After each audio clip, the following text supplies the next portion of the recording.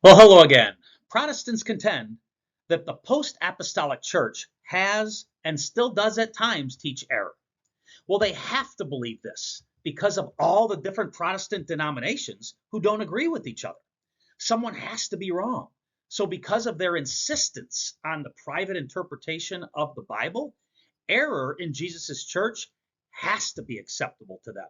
Their belief system depends on this error. Catholics, however, disagree and believe that Jesus protected his church from teaching error.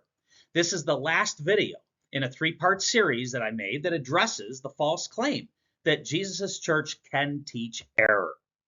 What we learned in my two previous videos was that in the Middle Ages, between about 400 and 1400 AD, the common folk like you and me basically had no access to the Bible, we were illiterate, and we relied on the church to proclaim the truth of the Bible to us.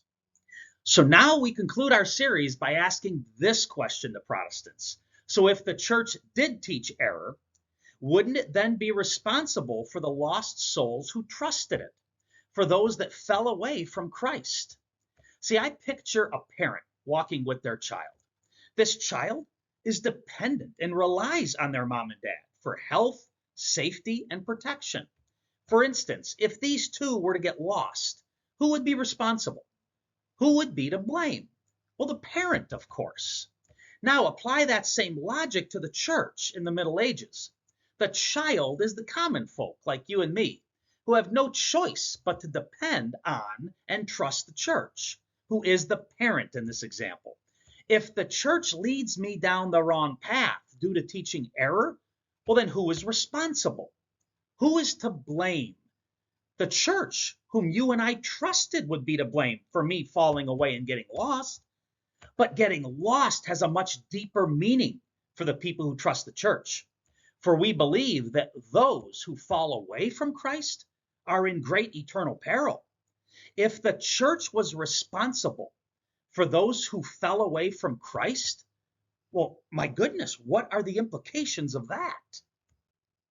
So here's where it gets scary. If the church can and has taught error and is to blame for lost souls and their eternal damnation, then Jesus failed to keep his promise to protect his church. And if Jesus wasn't able to protect his church, then how can he be God? For God can't fail. That's where this goes if you believe in the Protestant way of thinking about Jesus' church being able to teach error. We know Jesus is God who keeps all of his promises and cannot fail. Therefore, we can trust his promise to protect his church so that it is the pillar and foundation of truth. Jesus' church can't teach error, not because of any human effort or skill, but because of God's protection alone. Catholics and Protestants alike need to hear this message.